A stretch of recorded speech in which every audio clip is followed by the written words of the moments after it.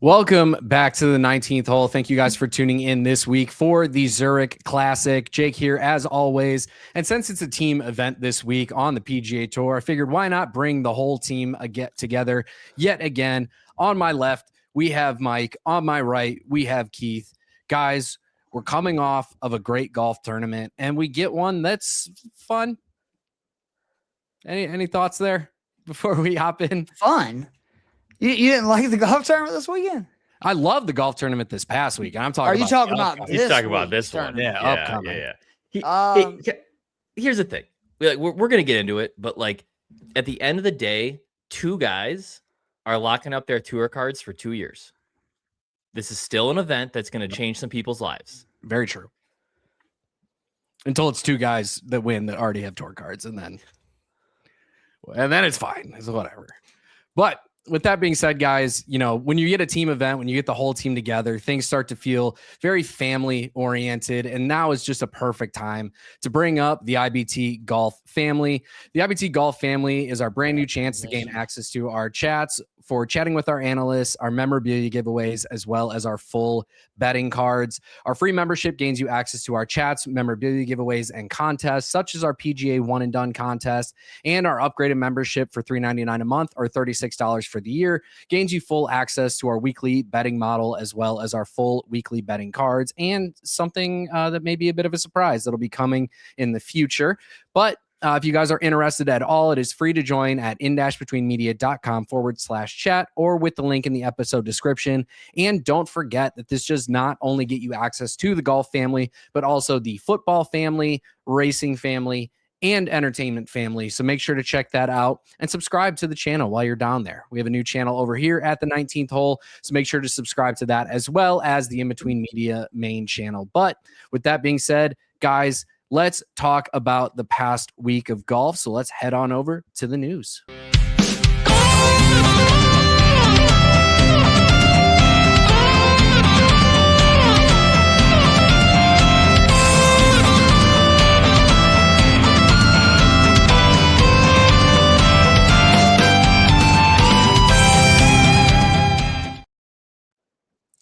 Guys, we got Fitzmagic 2.0. For our football fans, you may get that reference. For our non-football fans, you still get to see Matt Fitzpatrick in this coat once again, in this beautiful plaid jacket that you get for winning the RBC Heritage. Fitzy pulls it off, tried to give it away, ended up taking it back all on his own on Sunday, winning over Scottie Scheffler, who, even though he's not hitting the irons like Scottie of old, is still in contention every single week at golf tournaments. Once that man finds his iron swing again, things are going to be looking up for him and looking down for all of us golf bettors.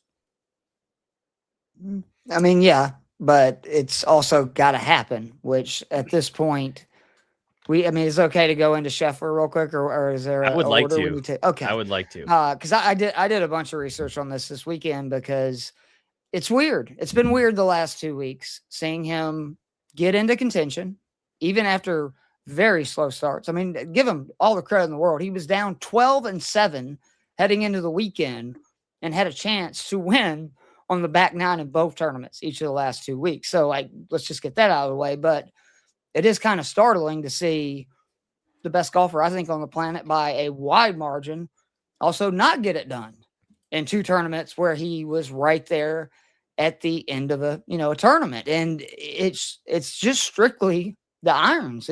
They're nowhere near as good as what they've been.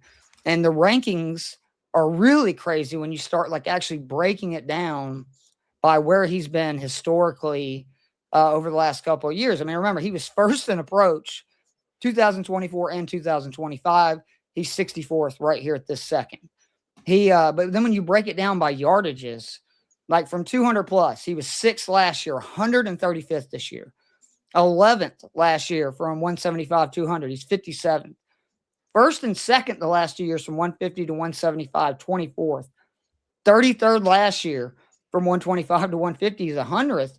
and maybe most alarming, 100 to 125. First, 24, second, 25, 42nd this year. And I've seen people saying it's his putter. He's making very few putts inside 10 feet. That's called pressing. When you go from hitting it inside 15 feet on like 60% of your shots, and then all of a sudden you're hitting inside 15 feet on maybe 15 to 20, yes, you're going to press. It is human nature that I need to make this putt because I don't know when I'm going to be this close again. Right. I'm not worried about his putting. He made a huge putt on 18 in the tournament this weekend. He made several huge putts at Augusta on Saturday and Sunday that he had to have to keep everything together and give himself a possibility to win the tournament. So it's not the putting. It is the irons. Scott Porter, my partner and more famous Brandel Chambly, brought up, he is not getting back to parallel. He is starting short or stopping short on his irons from what we have seen in the previous years. And it makes sense the more and more you think about these misses. Like, he's afraid of going left and he's missing a lot of shots right. And we saw that so clearly on 2 different attempts on 18, where both times, knowing he needed to stuff it to potentially win the event, he bailed. Like, he bailed on both of those shots. And you're right that, like, once he gets it all back in place with the irons, yes, in theory, he should then, like, be destroying everybody, because the good news for Scottie and why he's been able to do this is his strokes gained putting, which were in the 120s in 2023, 77th in 2024, 22nd last year. He's 12th in strokes gained putting. Because he has to be. He does, but he's also gotten so much better. Like other things like 3-putt avoidance, he's 5th on tour. He's, even, what is it? The 1-putt percentage, he's 5th.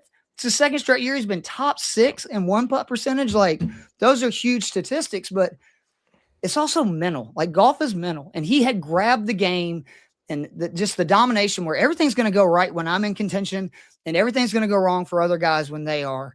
And the longer he goes and the more he gets into these situations where he doesn't win, Jack Nicklaus said it the most beautifully. You remember the missed putts way more you do the made putts. And Jack Nicklaus made a lot of putts in his days. He goes, I can't remember hardly any of them. I can remember right now every big putt I've ever missed. And it's just, I do worry that he has this chance, like in this year, it felt like, to really grab the throat of the game of golf and be like, I am the king. I'm the guy. I'm Tiger. And he can still do it. But I promise you, it will not take long. And these kids could give a damn about Scottie struggling with their irons or greens or whatever. They are going to be going for the throat, and he could lose that confidence. And we may never see the Scottie that we saw the last couple of years. It was why I was cautioning people with Rory and Spieth and all this. It's one thing to go good for 2-3 years. Once you get into 4 or 5, which is what Scheffler would have got into with another monster season this year, that's a whole nother level. Yeah. Yeah.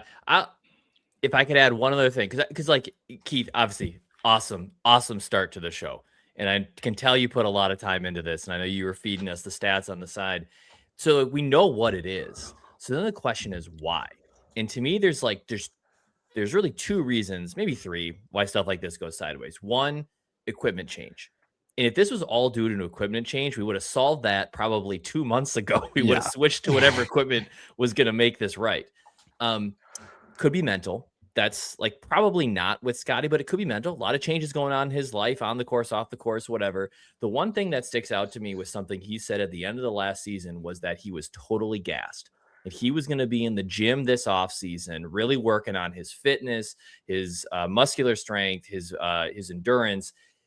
And when you mess with your body, whatever that shape is you're trying to get into or out of, you introduce variables into your golf swing.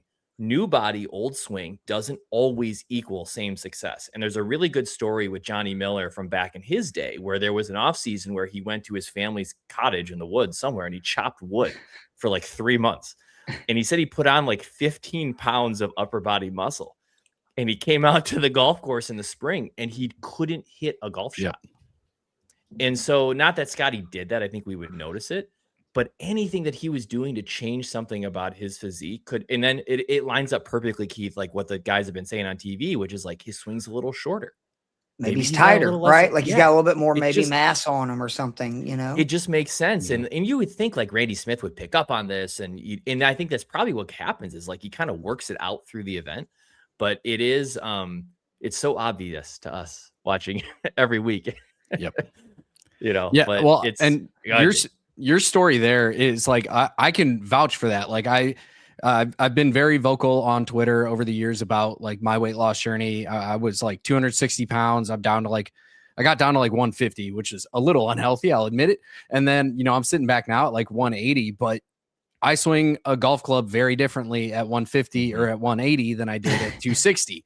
Like I went from being a pure cutter of the ball to a guy who like exclusively hits draws. And if I try and hit a cut, goodbye, it's going that way. And part of that is once you, like you said, where he's stopping shorter, when I'm hitting my driver poorly, which is the best club in my bag when it's working, it's because I'm not getting too parallel, or I'm like trying to guide it. Yep. And it's kind of feels like that's a little bit of what's happening too. Like when Scottie's been bad throughout his career, it's been the left miss. And it really feels like he's trying to avoid that as much as possible, coupled with the body change, coupled with new kid. His wife's been pregnant. He's going through all the stress that goes on with that. It's just a bunch of compounding factors. And the craziest thing to me is all of this is happening and he's still in contention every single week.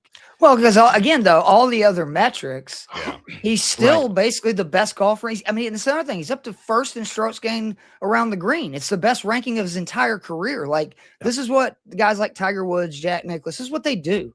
Is they're so good at golf just in general that if one of their parts lacks off, another is just ultimately going to pick up. But the issue is his irons really are a superpower. Like that's his superpower. Like you can make a very strong case. He was the best short iron, mid iron, long iron, and wedge iron player in the game each of the last 2 seasons in all 4 categories. Mm-hmm. And right now he's really only like, top like 10% in one of them. And that's still inside 100 yards.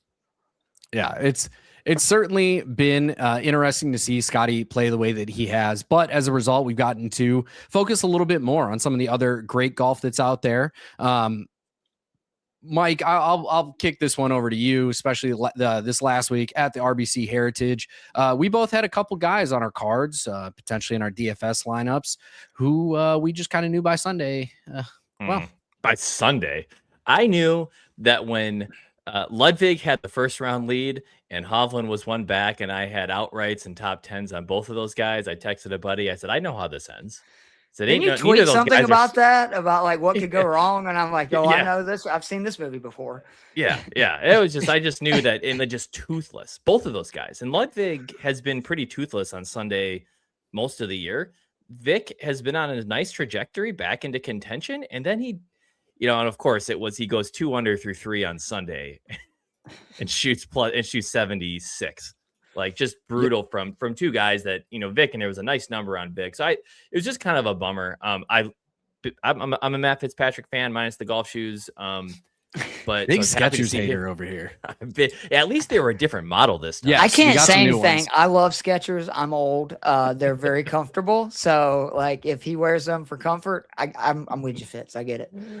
But yeah, I say toothless weekend. Obviously, Scottie gave him a run. I mean, Matt Fitzpatrick just like, was his own undoing. And I know we can talk a lot about the chip on 18, but I'm kind of looking last 2 weekends, Masters and Heritage just didn't really get the challengers to come through with the big Sunday. I bet Harman, 32-1 on Saturday night. Cause I thought, well, if anyone, maybe Harman's got another 64 in him. And he killed me. Nowhere near like my DFS. It was one of the rare weeks where I was winning a ton of money Saturday night going into Sunday. And thanks to him and Straka, I barely got half of what I put in entries back. And, but that's what happens. You have 2 guys shoot 4 over that are both in the top 5. Like you're not only losing points to the field on birdies and the score, but on top of that, you had all those bonus points from being like 3rd overall. And then they're, 20 something. Yeah. It was a break even week for me. Overall, the card that I posted in the Discord, we were able to make a few units, mostly due. I shouldn't even say mostly, entirely due to the fact that we hit the Aubert first round lead. Even on a half unit play, we were able to break a few units positive there. But like that tournament, just I love Harbor Town. I see your notes here, Mike. It's not a great TV golf course. I think that's my issue with it. Every tour player loves it. It's such a good pure course. thinking man's golf course. I have not played it. But from a TV I have. standpoint, I don't Very think, difficult. Keith, I'd love to hear what you think, because from a TV standpoint, you can't really understand the corridors that you have to work through.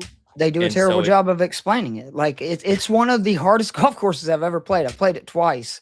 You can be literally what I would deem as the middle of the fairway. Yeah, like technically it would be the right or left part of the fairway. And you have a worse shot than a dude that is 15 yards right in the rough because of the overhanging trees. And I really don't think they do a good enough job. They should use drones.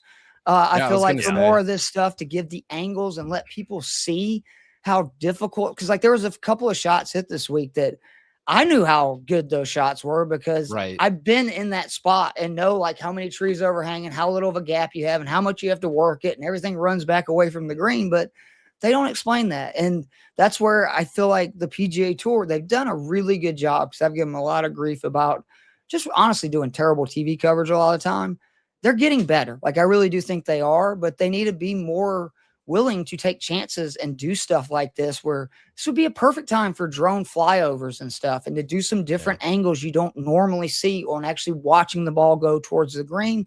And then also I'm looking at the commentators to, you know, tell us why this is such a difficult shot. Like, don't, you know, just it's sometimes the stuff they talk about while they're getting ready to hit shots, I don't understand it. And they also do a bad job of building the drama. It feels like when it's not the majors. I mean, there were so many guys in contention early on the front nine. And there's another deal where we really only saw like a handful of guys, you know, shots and stories. But the other thing with Fitzpatrick, he was just a few shots away from having won 3 of the last 4 events. And he's a guy that's got his approach numbers up into the top 10, which that was kind of one of his, you know, few real struggles, is that he could get really wonky with his irons sometimes for somebody who drives it so straight and pretty far. I did not have him almost having 3 wins by May on my bingo card by any means. Yeah, I'm certainly there with you. And, you know, he's doing it too with while getting booed like we're playing the Ryder Cup every single week. Guys, what are we doing? It's the dumbest thing in the world. Hearing players it's getting worse. It's getting worse. It's not getting any better, and it's so dumb. For a family, the Fitzpatrick family, that's already been storied, how much time they spent in the U.S. growing up. He went to a U.S. college. His family vacationed here. I know. And he's won here twice. Like it's clueless. It's clueless. It's uninformed. I'm not trying to get like soapboxy about it, but it is just like, it's just cringy. Can I talk to you about it from a logical perspective? Because this is what drives me crazy. If you're a fan that is rooting for said American, so your theory is rather than chanting that guy's name, which let him know for sure you're rooting for him, you're going to chant and basically let him know, hey, I'm technically rooting for you, but only because this other guy's a foreigner. Otherwise, I'm not going to chant your name. You suck. And so you're putting pressure on the dude to where now they got to perform, or I'm going to let all these fans down, and they don't even really give a damn about me anyway. And then on top of that, for the Europeans, you're just giving them a layup because of all the things you want them to be thinking about on a golf course is the freaking Ryder Cup. They own us in it. Like that should be the best word noise in the world is USA, USA. It's like, oh, cool. That means I'm going to hit a bunch of shots tight and make a bunch of putts. And what did he do? He hit it tight and made a putt. And he looked at it. If you look, he looked at those fans and gave a look a minute he hit that iron shot, the minute he made that putt. Don't tell me that wasn't motivating him. Don't tell me you weren't helping him. You're not hurting him. You're helping him. Like, it's so stupid. I don't get it. Mike, I know you have a great question for the people. So Fitz is... like, you cannot hate the guy. He's a little weird, but you can't. He's not a villain. So is there a European player that you would actually cheer against in this situation? PGA Tour. On the PGA Tour. Yeah, on the PGA Tour. So not the LIV guys. Sergio, Rahm, I boo the shit out of those guys. Yeah, but those are my two examples. Colin Montgomery, if this was 30, 40 years ago. But like, is there a guy? No, they're great. Sepp Straka. Oh, come on. Go Dogs. I've talked about this in length. I still not convinced he's real. He's either in like first or DFL. But you wouldn't boo him. No, I'm not. No, there's nobody like if I'm being 100% honest, over the last like 5 years, 10 years that I've been a golf fan, The only player that I've legitimately ever wanted to boo in my life is Taylor Gooch. It's fair. And he kind of dug his own grave on that one. I My mean, bad, it is Taylor. It's bigger not a than, real tournament because you're not winning there. a major, winning a putt to win on the LIV. But yeah, like there's no real, in general, there's like, I say there's no real villains in the golf world. Like obviously people have their opinions about LIV and we'll get to that shortly here, but like there's no player that's a true villain. Like a lot of people will say Bryson, but I think that's he's overcame that. Yeah, he really has. He was a villain, but I think now he's loved. Yeah. It's like there's just nobody that's really fun to root against. You could say Rahm. Reed is a fair one. Like Reed makes it hard. Even he's kind of I know. Come back into the public light. He's someone that I can understand what people like. Doesn't get along with his family. Like it's tough when both your parents don't talk to you. I don't know if that's necessarily the parents, because like they've been split up and still neither one of them wants anything to do with Reed. It'll be that way. All right. Enough of the Zurich Classic. Time to talk about some of the other golf news out there. So apparently Greene is good. For those who don't understand this reference, Mason Greene, probably most famous for being a member of Good, the golf apparel content creation company. In his second professional start ever, first start on the PGA Americas Tour, where he got his card 2 weeks ago in a 4-for-3 playoff after a remarkably average college career. He had a pretty solid 2023 in college, handful of top 20s there. His senior year in 2024, just one finish inside the top 25 as an individual player. In 2025, he made the cut he qualified into one Korn Ferry Tour event where he missed the cut. And then in his first PGA Tour Americas event, just goes out there, held the solo 36-hole and 54-hole lead, and then ends up winning in his first professional start on the PGA Tour Americas Tour.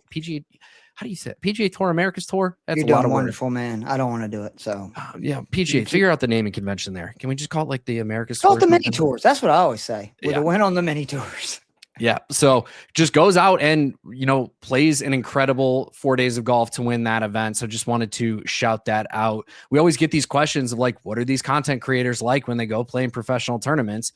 Greene went in, mid 60s in 4 rounds in his first professional tournament. So these guys have the game a lot of the times. For Mason, especially, he's talked about a lot of it has been the mental side of the game for him. He wrote, I believe it was in 2022, he got very, very close to quitting the game of golf, quitting when he was at UCLA, and, ultimately overcame that. When you watch the guy on YouTube Golf, I did not expect this out of him. I'm going to be fully transparent. The dude can hit it 370 yards. He can hit it a mile. Strong dude, nice swing, but he seemed like a bit of a head case, a guy where the ball could get lost on him. But I mean, he clearly has put in a lot of work in that part of the game to go out and win the first event of the year. Yeah. I mean, you should be happy for him. Anybody that's working, like, this is a grind, man. Like, I don't think people realize if you're not one of these guys that gets on the tour immediately and everything just happens to you, it's a grind. Like, not just the financial implications, but just that life of like, they're driving in most instances from location to location. And it's just a hectic lifestyle. And it's not the nice one that the guys on the PGA Tour are living. So I think it's awesome. He's chasing his dream. I hope, he makes it, because good for him for it. But we will find out if he is a head case, because that's the hard thing about being a professional golfer. If you're not the uber talented that just is made to be a PGA superstar for 20, 30 years, is you never know if a guy's going to get up there for a cup of tea and then have a bad stretch and then they never get to those heights again. Or if it's somebody who, is a Zach Johnson type person of the world, who it took him a while to get there. But, once he made his way, he's a grinder, and he ended up winning wins 2 majors and a bunch of other PGA Tour events. You just don't ever know. But I respect anybody that, has the guts to try to do it for a living. And he's handsome as hell. Let's just give us one more reason to knock him a little bit. He's all right. Mason, please just give a little bit of the golf talent away. If you look like that, you can just go be a model. I really want more of the good money, but the golf talent would be nice too. I'll take both. I mean, hey, even on a PGA Tour America's win, it was a $40,000 win for him. So even content creator money, $40,000 in a 4-day stretch, pretty solid, all things considered. And it probably almost guarantees, right, that unless the rest of his season is just awful, he's probably going to have a good shot at one of those top 10 spots, right? Yeah. Yep. He's obviously the early leader for a Korn Ferry Tour card, or he could go the Michael Brennan route, win 2 more tournaments, and we'll see him on the PGA Tour next year. That's awesome. I love it. So if you bet on golf tournaments that weren't the RBC Heritage this past weekend and just picked the name Greene, you would have been doing pretty good. Greene is good for Hannah Greene over here, winning there. Thank you. Winning her 3rd consecutive JM Eagle LA championship of her career. This woman has professional wins in a handful of LPGA tournaments now, and 5 of them have technically come through 2 events. She has won the JMLA Eagle Championship twice, or 3 times, and has won the HSBC Women's World Championship twice. Pretty solid stretch of golf. If you, she did win. This is how this works. I did go to the 2019 LPGA Championship at Hazeltine here in Chaska, Minnesota, and I saw Hannah Greene win. And so you kind of always file that in the back of your mind, like I could be a Hannah Greene fan. So she's been on my radar for at least 7 years. I did not know she was a 3-time winner of this event, though. Yep. 3rd win of the event, won in a 3-person playoff, sunk an absolute dagger of a putt to win that playoff as well, which was awesome to see. Obviously winning in a playoff is impressive as well. Brings her to a 1-1-1 professional playoff record. Make that make sense. But this is her 4th win of the season. Professionally, twice on the Ladies European Tour, she was the winner, and now twice on the LPGA Tour has been a winner. So Hannah Greene is off to a great start in 2026. You'll be seeing her name more often than you will expect if this continues, because when you win 4 tournaments in a year, I don't care what level of golf it is, you're doing pretty damn good. Don't forget, Tiger Woods has 42 wins at 7 venues. Okay. 42 of his wins, 8 at Torrey, 8 at Bay Hill, 8 at Firestone, 5 at Augusta and Muirfield, 4 at Coghill, and 4 at Doral.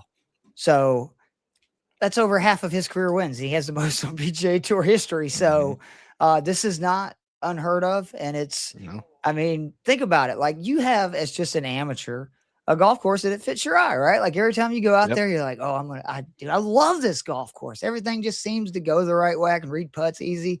And imagine now being that good and then also having a course, you're like, oh yeah, this is my bitch.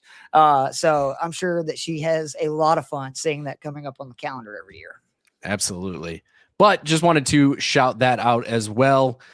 Had to shout out Hannah Greene because we're going to go from a little bit of positivity to the dark side of the news. Live and Let Die. The LIV Tour is looking rough. Over the last week or so, we've gotten reports. It started as rumors. I verified it through some people that I know that work with some of the OEMs, and we're getting more and more news. They struggled to even meet the money criteria for this last event. It almost didn't happen. It sounds like the PIF is going to be pulling their funding from LIV moving forward for a company that has like a $4 billion a year operating budget to suddenly no longer have a financier. And especially today, even, seeing reports that Bryson and his team were meeting with different organizations, kind of figuring out like what that looks like if LIV strategy goes out the drain. So, and then he withdraws from a tournament, injury, quote unquote. He was signing too many contracts, I think, got his wrist hurt potentially. I don't know. But, LIV is been a villain in the golf space basically since it has formatted, and we're seeing the end of it. And obviously you still have the defenders of LIV. You still have the people that'll make the arguments that LIV is good for the PGA Tour overall and kind of good for golf. But at the end of the day, it's kind of just looking like what most of us thought, which was just their model wasn't sustainable. It's just going to go away. This whole thing of like, hey, there's going to be this graceful exit. The teams are going to roll into the DP World Tour. My assumption is it just goes away. And the PGA Tour has rolled out a number of their return programs. That's going to meet about 3 players that will have that option. And everybody else is going to be back in. It's going to make the Corn Ferry Tour look pretty good for a while. I don't know. We could probably spend the next hour talking about the end of LIV. And for those of us that have been PGA Tour fans, how we've been waiting for this day. 4 years. Honestly, like for a while, I thought it was going to be 1 year. And then I was like, yeah, this thing might just kind of last for a while and no one's going to care. And then boom, it's 4 years and it's over. But this is fine. This is totally fine. Yeah, I agree. When the most exciting acquisition that your organization has made over the last couple of years is a guy who in his first tournament finishes second to last, it's kind of a sign of where things are going for your future there. But let's get back to a positive note. We've got the Zurich Classic coming up here in Louisiana. We've got some fun things to talk about going along with that. So let's head on over to the Caddie Notes and get ready to rumble.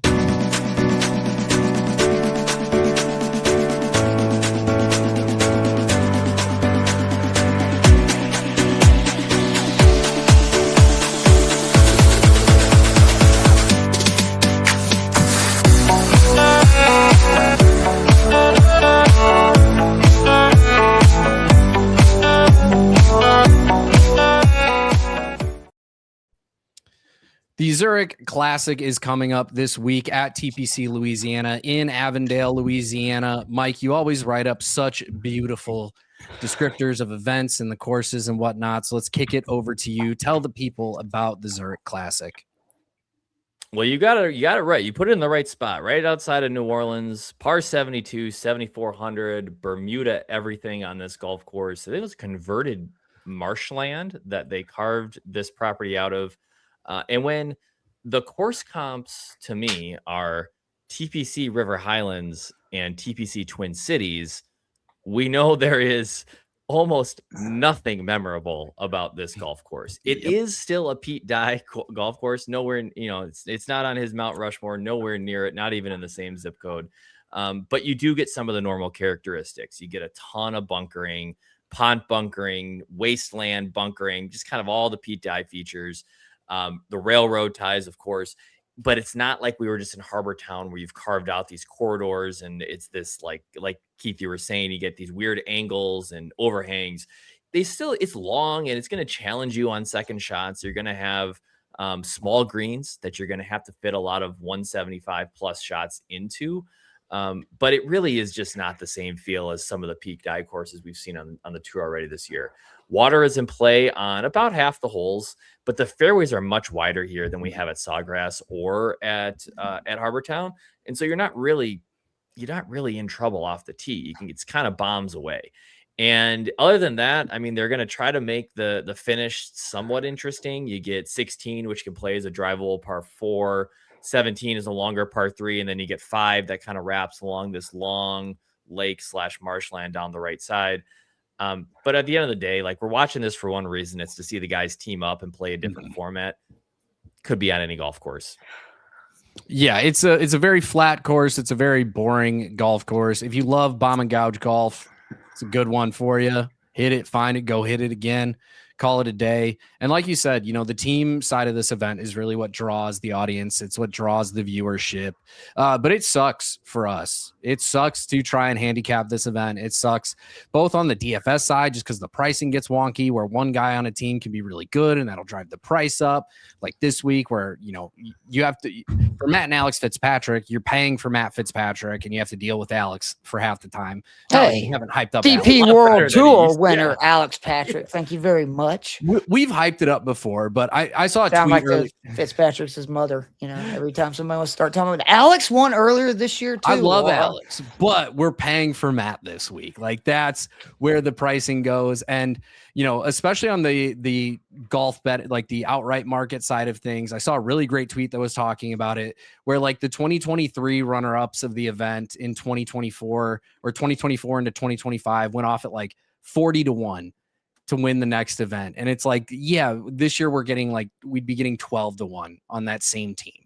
Like, the markets are just very inflated, for lack of a better term. Like, I've got a team on here that I do like, and I do think they have a chance to win this event, that are less than 30-1, when I don't think either of these players at any point this season as a solo has been less than like 65-1. It's just the team aspect of this throws off players and the pricing so heavily. And go ahead. Well, the bottom half of this board is so bad that the top half has to price like this. Otherwise, you wouldn't be. You don't think so, Keith? I just, again, I'm not claimed to be, somebody that figures out odds for any of these books. I know those are very smart people, but I think this is more about just corporations wanting to, get every dollar that they can out of people, where they are running it on the line of almost unfair odds, I feel like, in golf compared to what it was. And because it's just, everything's changed so drastically. I mean, to his point, there used to not be a team that was less than 20-1 just like 2-3 years ago in this event.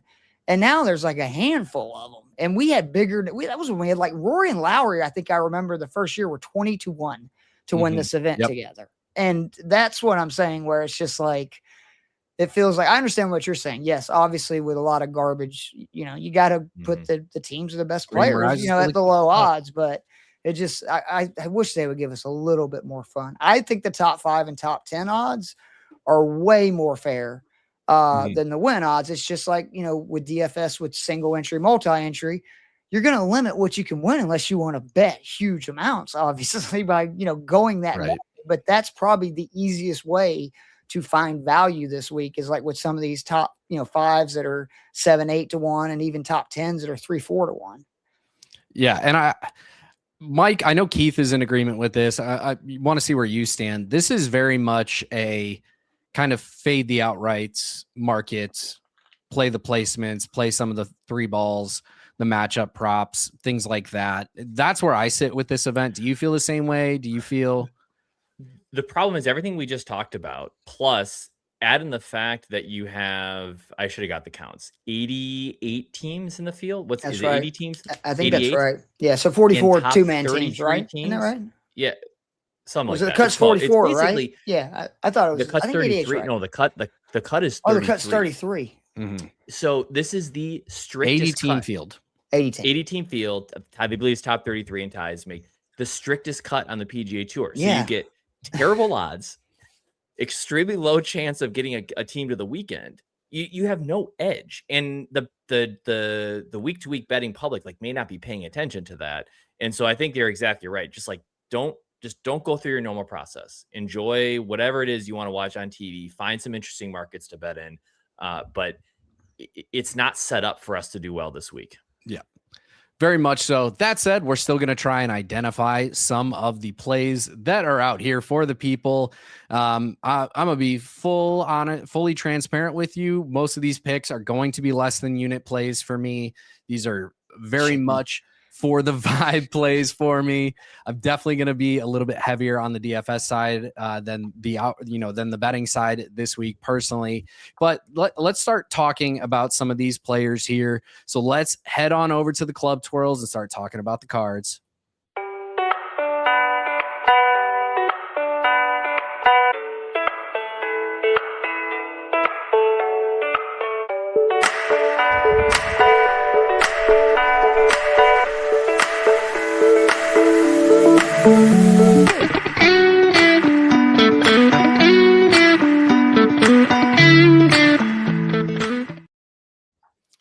Starting off the cards this week, this is not the lowest odds that were written on our lists that we had here, but this was one of the teams that we did want to talk about. On paper, Mike, you said Shane and Brooks is probably the best team on paper.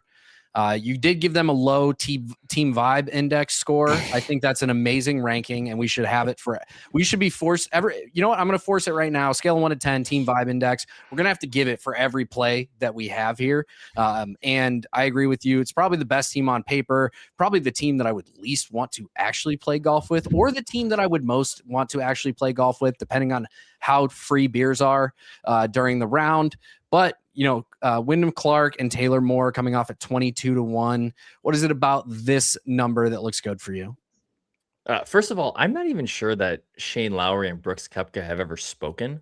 Yeah, Like it's the it's weirdest such thing. an odd for like two stars to get into to team up here. It's just such an odd pairing. So I got team. You vibes say and Brooks. that, but that's like when we found out that Roddy Piper and the Iron Sheik got arrested in the back of the car getting drunk together. And it's, the whole time been a work. So I'm just saying, right. don't be All right. surprised when they're like secretly buddies who have been just waiting for this moment to win a PGA team event to let everybody know. Well, I in my stat profiling this week, it was just kind of like there's nothing about this golf course that is going to expose a certain type of player. So I really went heavy on my two forgettable course comps, TPC Twin Cities and TPC River Highlands, because it's like, who plays these boring, nondescript golf courses really well? Well, Wyndham Clark does. He's actually 11th in my Model T to Greene coming into this event, as well as first in the Twin Cities River Highlands comps. He's played the 3M pretty well over the years. And so I think he's got a little bit of form. This is a guy that's been a $7,500 DFS player most of the year. And now he's a top 5 team on the DraftKings odds. So it makes no sense. Taylor Moore hasn't really done much this year. He did make his last cut. I guess that's good. At the end of the day, these guys have such extreme complementary skill sets. Taylor Moore has a fantastic short game, really having a tough year on the irons. Wyndham's hitting the ball really well right now, and he's a terrible short game player. So maybe that evens out in the best ball. But for the alternate shot, it might actually work if they could line it up right. So team vibes index is low, but I got Clark and Moore plus 2,200. They both play par fives really well, which I think that's a huge deal this week. Absolutely. I mean, you got 4 par threes that are 200 to 225 yards. I think it's another 4 par fours that are 475 plus. Like, you've got to kill the par fives, like whether it be alternate shot or best ball, like you have got to feast on it. And I like when you get 2 guys in a team event paired together that both historically play, a whole well. And they both typically rank like top 20 on tour in par 5 scoring year in and year out. So I do like this combo a lot. This team has 4 combined top 10 finishes at this event, not with each other, but just saying it's there. Next up, we have the beautiful team of Haotong Li and Jordan Smith. Keith, tell us about this duo here. I mean, more than anything, the world needs a little bit more unity right now. So I don't know if anything could bring the world more together than a Haotong Li and Jordan Smith win at this great event. I think they kind of mash. Like, I really do. Now, don't get me wrong. You're going to hear me give all these facts and you're going to go, Keith, what happens if both of them putt the way they have all season and they miss a green? Because, yeah, they both suck at scrambling and putting. Fair enough. But, again, we all saw Haotong Li on Augusta on Sunday. Hey, man, no offense. Zurich is not Augusta. You're not going to be putting it in the water here. At least I hope he doesn't. I shouldn't say that. Lee is somebody who drives the ball really straight. It's top 50 in driver accuracy. Gains a bunch of strokes off the tee to green. Hits a bunch of greens. Top 15 in green regulations. Really good. Top 25 from 200 plus on approaches. Top 40 in that whole 150 to 200 range. He plays par 5s well, 42nd in par 5 scoring. And then Smith's another guy, very good off the tee, very good tee to green. He's top 30 in both of those. He also hits a lot of greens in regulation, which is huge for the best ball, man. Like, you just need to hit greens and get opportunities in these things, not be stressing for bogeys a lot, because there will be groups that happens, and that's when you're going to miss the cut. He's also a pretty straight driver of the ball, 45th in driving accuracy. Also top 50 from 200 plus. And again, we're talking about 4 holes of 490 plus, 4 par 3s of 200, 225 plus. 3 of the 4 par 5s are very reachable. These guys, I think I saw up to 30% of the approaches come from 200 plus yards. So when you're giving me 2 guys that both drive it relatively straight and are top 50 on tour and 200 plus, like, that's pretty good.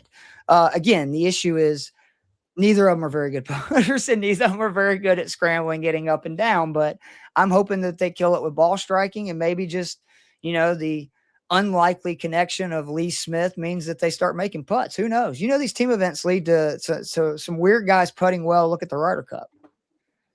Hey man, Lee Smith was a great reliever for my Chicago Cubs back in the day, and the Cardinals. and the Cardinals. We don't talk about those years, just that's the Cubs right. years. I'm sorry, I forgot. It's fine. It's fine. We'll live. I'm just keeping on the duo apparently of guys who can't putt, but otherwise have great complementary skill sets. Johnny Keefer and Michael Brennan here. Talk about, when these guys are at their peak, when these guys are playing their best golf, Michael Brennan hits it an absolute mile. And when his putter is on, it can be very good.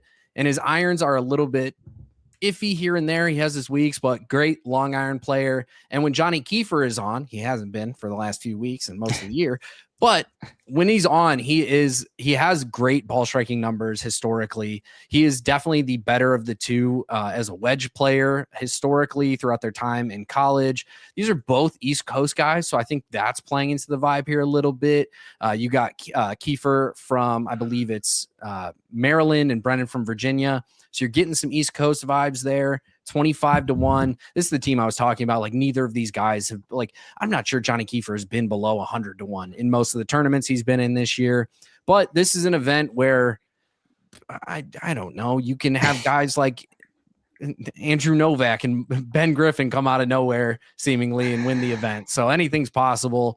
Give me the two 25-year-olds who I just think if their games complement each other for a weekend, we're looking at some upside. Next up on the board. Keith, before we advance, give us the vibe, the team vibe index 1 through 10 on Lee and Smith. I'm going to be disappointed if they're not doing some kind of matching uniform combo on Thursday. I'm just going to go ahead and throw that out there. If they're wearing that, they're a 10, otherwise 7. I'll take it. And Johnny Keefer and Michael Brennan, I feel like both of these guys are guys that I would want to crush and bruise with. So I'm going to give this team an 8. Little worried about their Thursday round. They have a little bit too much fun after the Pro-Am Wednesday, and possible. They're both 25, but if they get through Thursday, I'm with you. Next up, we got Cashmere Keith and the opposite of Cashmere and Brandt Snedeker. Mike, what do we got over here at 33-1? So jealous. I'll be perfectly honest. I know. I'll be perfectly honest. This was way more fun when Keith Mitchell was asking Sungjae Im to be his partner in this event. I love. I don't know if they played 2 years. I know they played the 1 year, but they couldn't even communicate. And Keith was so great about it in the press conferences. And he's been awesome on the Friday, the happy hour with Smiley. Keith is just awesome on the microphone. And so I like, Keith, he's kind of quieted. He had a good start to the year. He's kind of quieted a little bit lately. Did miss a cut the last time out at the Valero. But in general, this team, I was talking up Clark and Moore as being really complimentary. Like, these guys are even more extreme. Mitchell's been one of the longest players on tour for most of his career.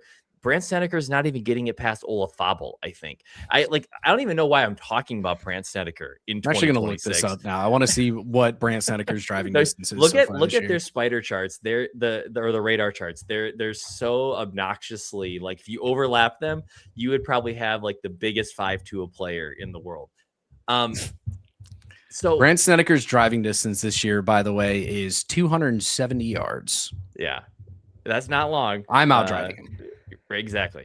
But I think at the end of the day, I think Keith is due for a little bit of turnaround. And frankly, Brandt has had 2 nice starts. He finished top 20 at the Valspar and he finished top 40 at the Valero.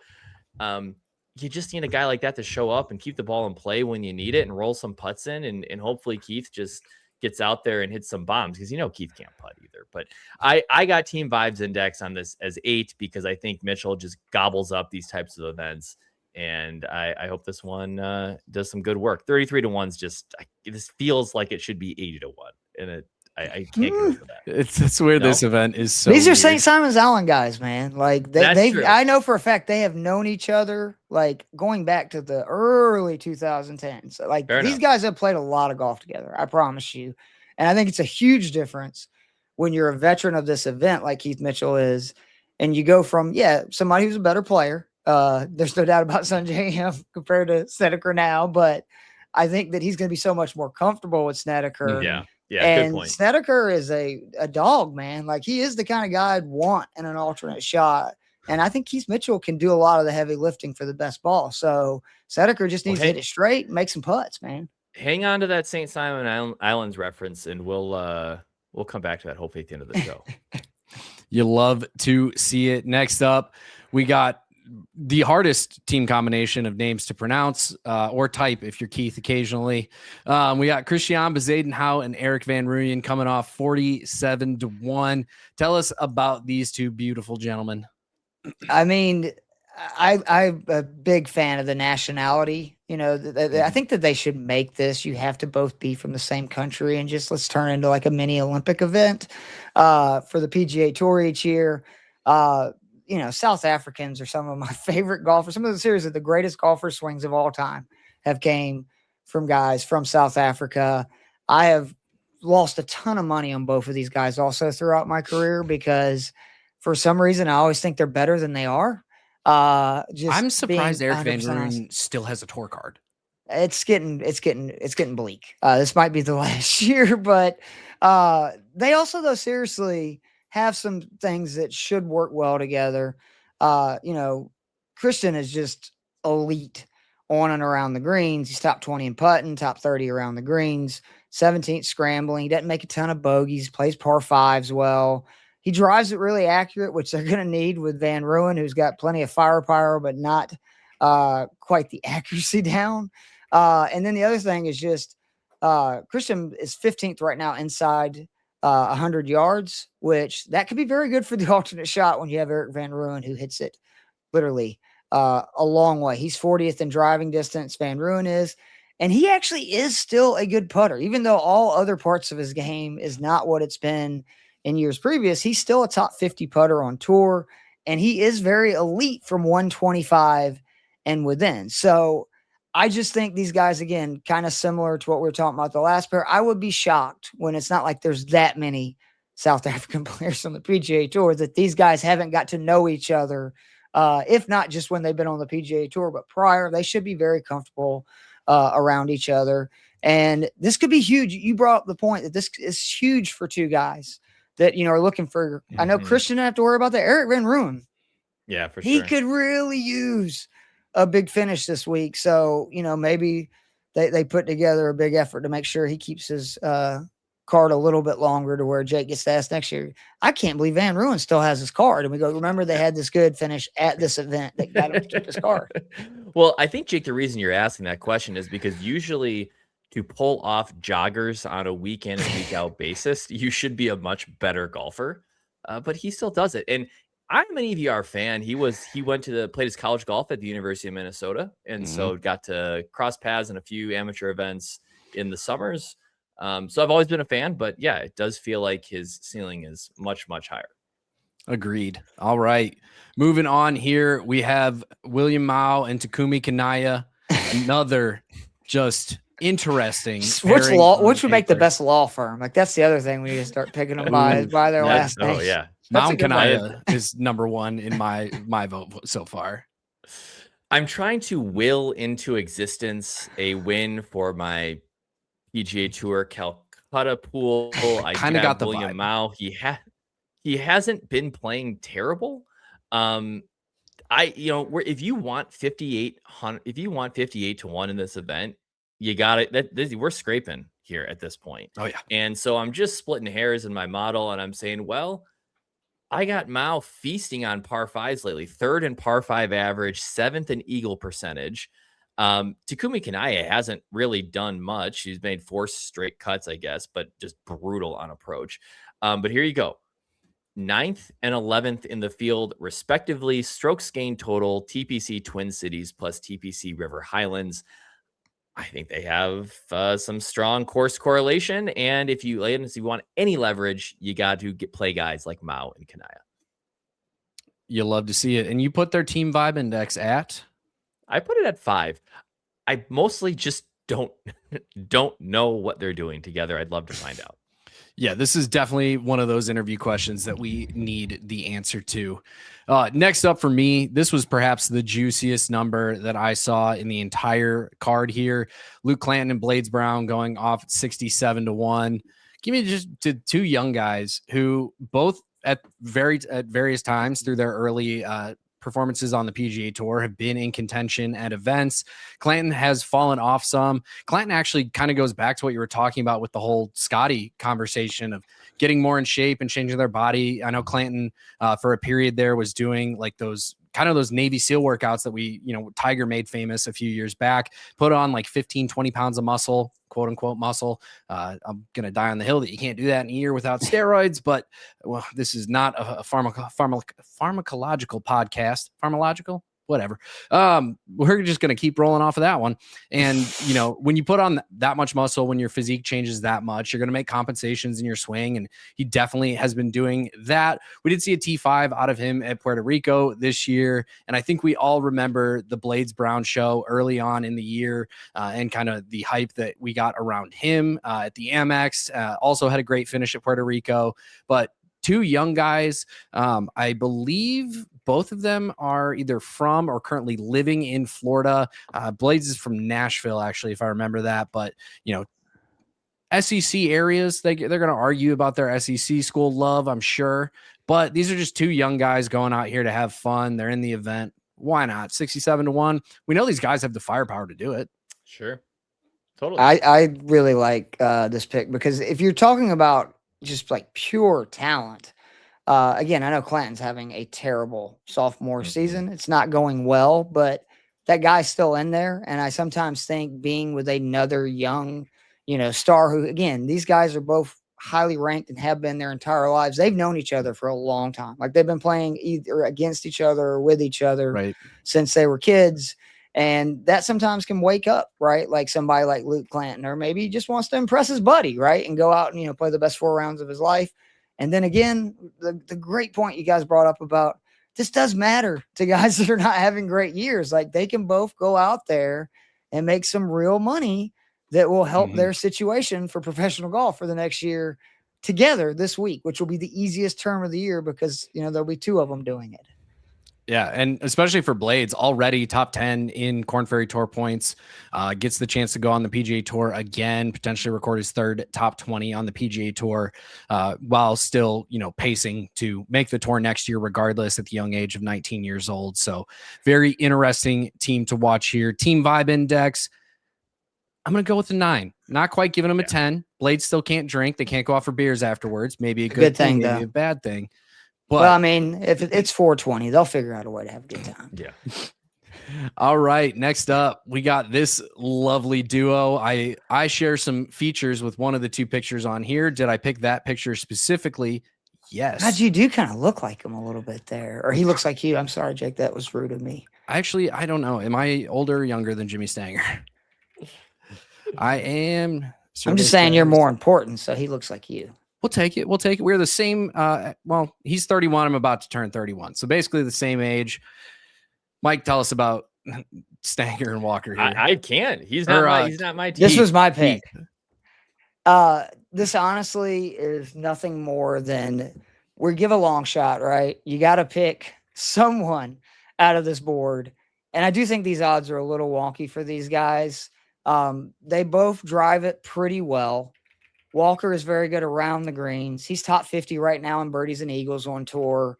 The thing, though, really that I hung my hat on is they're both top 40 in birdie or better conversion percentage, which there's not that many groups. Like, trust me, I went through almost all these guys. There's not many teams of 2 dudes who both make around, I think it's like, I don't know what the percentage, but I know they're literally 39th and 40th in birdie or better conversion.